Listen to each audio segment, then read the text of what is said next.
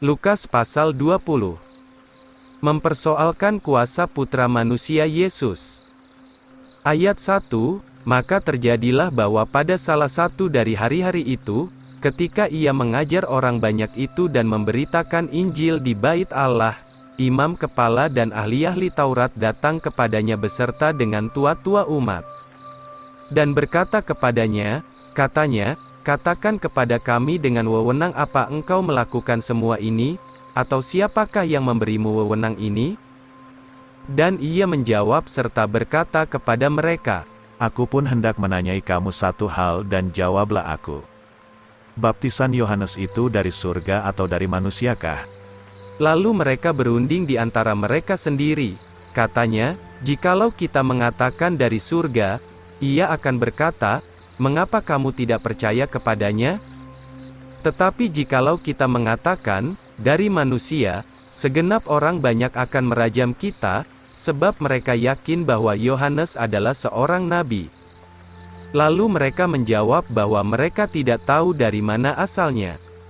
Maka Yesus pun berkata kepada mereka, Aku juga tidak mau mengatakannya kepadamu dengan wewenang apa aku melakukan hal-hal ini. Perumpamaan penyewa kebun anggur yang jahat. Ayat 9, kemudian mulailah ia mengatakan perumpamaan ini kepada orang banyak itu. Adalah seseorang menanam kebun anggur dan menyewakannya kepada buruh-buruh perkebunan, lalu ia pergi ke negeri yang jauh untuk waktu yang lama. Dan pada musimnya, ia mengutus seorang hamba kepada buruh-buruh perkebunan itu, supaya mereka memberikan kepadanya buah-buah hasil kebun anggur itu. Tetapi buruh-buruh perkebunan itu memukulinya dan mengusirnya dengan hampa. Dan ia mengutus lagi hamba yang lain dan mereka memukulinya juga, menistakannya dan mengusirnya dengan hampa. Dan ia mengutus lagi yang ketiga, dan mereka melukainya juga dan membuangnya keluar. Kemudian tuan pemilik kebun anggur itu berkata, Apakah yang harus kulakukan?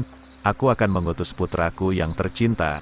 Mungkin ketika melihat dia, mereka akan menghormatinya. Tetapi ketika buruh-buruh perkebunan itu melihatnya, mereka berunding di antara mereka sendiri.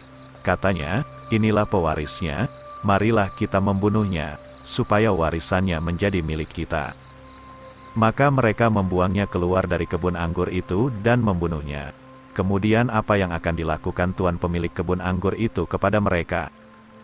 Ia akan datang dan membinasakan buruh-buruh perkebunan ini, dan akan memberikan kebun anggur itu kepada yang lain.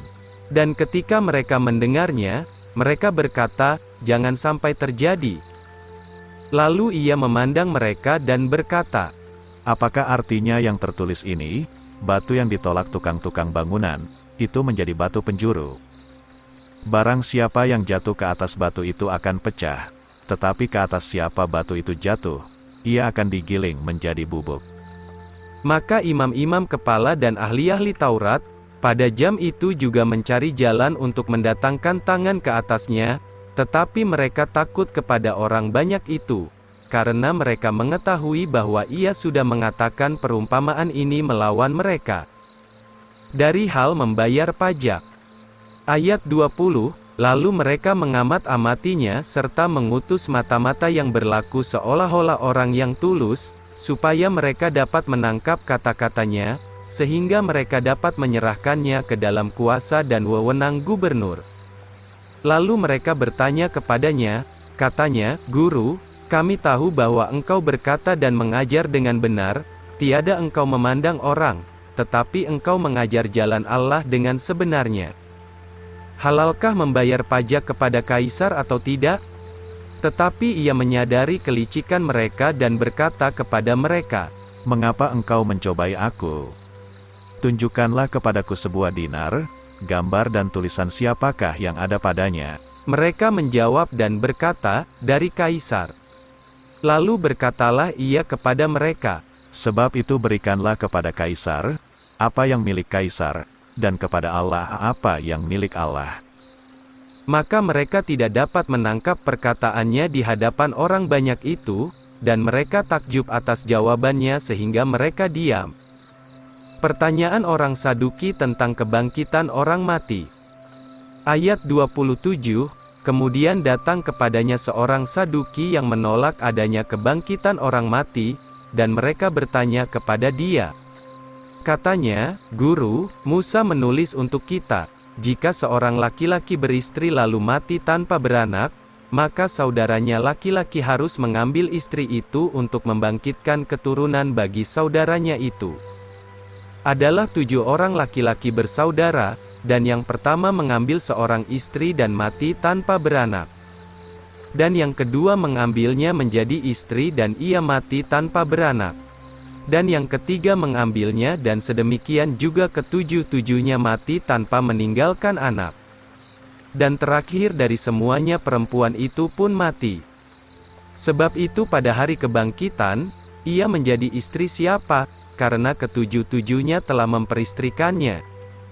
Maka Yesus menjawab dan berkata kepada mereka, Anak-anak dunia ini kawin dan dikawinkan. Tetapi mereka yang akan dihitung berlayak mendapatkan dunia itu dan kebangkitan orang mati, tiada kawin ataupun dikawinkan. Mereka juga tidak bisa mati lagi, karena mereka itu sama dengan malaikat-malaikat dan adalah putra-putra Allah, menjadi putra-putra kebangkitan. Tetapi, bahwa orang mati akan dibangkitkan, Musa menyatakannya di semak-semak duri tatkala ia memanggil Tuhan, Allah Abraham dan Allah Ishak dan Allah Yakub. Karena ia bukanlah Allah orang mati, tetapi Allah orang hidup, karena semuanya hidup kepada Dia. Kemudian beberapa ahli Taurat menjawab dan berkata, "Guru, engkau berkata betul." Dan sesudah itu mereka tidak berani lagi bertanya apapun kepadanya.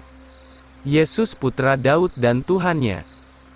Ayat 41, lalu ia berkata kepada mereka, Bagaimanakah mereka dapat mengatakan bahwa Kristus itu putra Daud?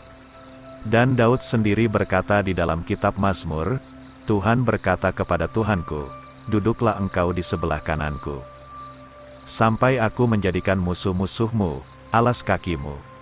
Sebab itu Daud memanggilnya Tuhan. Lalu bagaimana ia bisa menjadi putranya? Nasihat tentang orang Farisi. Ayat 45, kemudian di hadapan orang banyak itu, ia berkata kepada murid-muridnya, Hati-hati terhadap ahli Taurat yang suka berjalan-jalan dengan jubah yang panjang dan suka dihormati di pasar-pasar, dan tempat duduk yang tertinggi di sinagoga-sinagoga dan tempat yang terhormat di dalam pesta-pesta.